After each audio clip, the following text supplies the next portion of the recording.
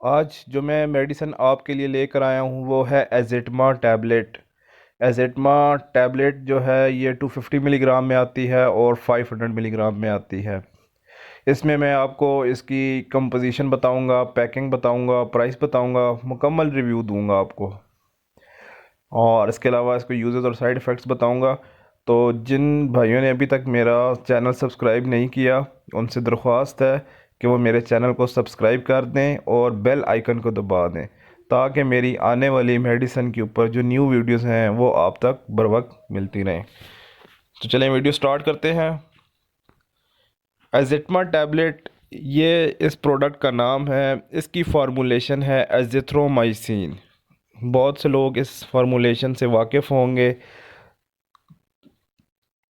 अगर मैं आपको पैकिंग की बात बताऊं तो पैकिंग जो है इसकी 6 टैबलेट्स एक पैक में होती हैं। इस पैक के अंदर एक ब्लिस्टर होता है जिसे पलता कहा जाता है, उसमें 6 टैबलेट्स होती हैं। अगर मैं आपको प्राइस बताऊं तो प्राइस जो है इसकी 170 रुपये है। आपको किसी भी मेडिकल स्टोर से 170 रुपये की ये टैबलेट मिल सकती है। अगर डोजेज की बात की जाए तो अगर एज़िटमा 250 मिलीग्राम है तो इसकी डोजेज बीडी है। दिन में 2 दफ़ा लेनी है, सुबह और शाम। इसके अलावा इसकी जो नॉर्मल डोज़ है वो 5 to 7 डेज़ है। 5 से 7 दिन आप इस टैबलेट को यूज़ कर सकते हैं। आपके डॉक्टर या आपके कंसल्टेंट या प्रैक्टिशनर मेडिकल जो भी है वो आपको इंडिकेशन के हिसाब से डोजेज रिकमेंड करेगा। हर इंडिकेशन की डोजेज अलग होती है। किसी की डोजेज 3 दिन भी है, किसी मेडिकेशन की डोज जो है वो 5 दिन है, किसी की 7 दिन है, किसी की 10 दिन है, और मैक्सिमम इसकी डोजेज 14 दिन तक होती है। लेकिन वो इंडिकेशन टू इंडिकेशन वेरी कर रही होती है। वो आपको आपका डॉक्टर जो कंसल्टेंट जो भी है वो आपको बेहतर गाइड करेगा। मैं जस्ट आपको नॉर्मल डोज बता रहा हूँ कि 5 to 7 डेज़ इसकी नॉर्मल डोज होती है। स्ट्रेंथ इसकी 250 मिलीग्राम है, 500 मिलीग्राम टैबलेट है। अब मैं आपको इसकी कुछ इंडिकेशंस बता देता हूँ, यूजेस बता देता हूँ। तो सबसे पहले जो इंडिकेशन है वो है लेरेंजाइटिस। लेरेंजाइटिस की जो इंडिकेशन है वो अगर आपके लेयरनेक्स में इन्फ्लामेशन हो जाती है, स्वेलिंग हो जाती है, इरोजन हो जाती है, तो उस इंडिकेशन को हम लेरेंजाइटिस कहते हैं। लैरिंक्स क्या होती है? लैरिंक्स जो होती है एक ट्यूब होती है जो कि द पैसेज ऑफ एयर होती है, जो एयर का काम हवा को अंदर लेके जा रही है आपके जिस्म के अंदर और हवा को बाहर लेकर आ रही है। इसे हम लेरेंजाइटिस इंडिकेशन कहते हैं, जो लैरिंक्स के अंदर इन्फेक्शन वगैरह हो जाता है। इसके अलावा फेरेंजाइटिस है। फेरेंजाइटिस जो इंडिकेशन है ये फेरनिक्स के अंदर इन्फेक्शन होने की वजह से होती है। इसे फेरेंजाइटिस तब कहा जाता है कि अगर आपकी खुराक की नाली के अंदर इरोजन हो जाए, स्वेलिंग हो जाए या इन्फेक्शन कोई भी हो जाए, तो उस इंडिकेशन को हम फेरेंजाइटिस का नाम देते हैं। इसके बाद टॉन्सिलाइटिस।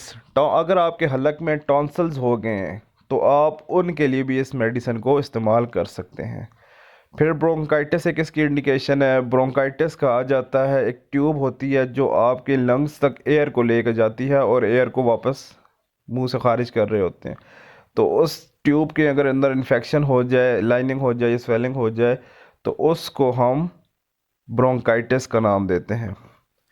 फिर साइनोसाइटिस है। अगर आपको साइनस का इशू हो जाता है तो साइनोसाइटिस इंडिकेशन में भी आप एजिथमा टैबलेट या एजिथ्रोमाइसिन साल्ट यूज़ कर सकते हैं। लास्ट में इसकी जो इंडिकेशन है वो स्किन इन्फेक्शन है। स्किन इन्फेक्शन भी अगर आपको हो जाता है तो आप उसके लिए भी एजिथमा टैबलेट या एजिथ्रोमाइसिन टैबलेट यूज़ कर सकते हैं। हर मेडिसिन के कुछ साइड इफ़ेक्ट्स होते हैं, तो एजिथमा टैबलेट या एजिथ्रोमाइसिन साल्ट के भी कुछ साइड इफ़ेक्ट्स हैं। कुछ लोगों में ये माइनर इफ़ेक्ट्स दे रहे होते हैं और कुछ लोगों में ये ज़्यादा इफ़ेक्ट्स दे रहे होते हैं, साइड इफ़ेक्ट्स।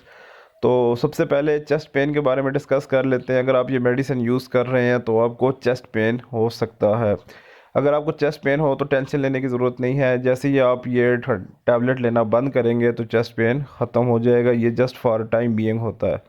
इसके अलावा नौजिया वॉमिट जो होती है ये भी नॉर्मल इसके साइड इफ़ेक्ट्स हैं, हो सकती है। अक्सर लोगों को होते हैं ये साइड इफ़ेक्ट्स, अक्सर लोगों को नहीं होते।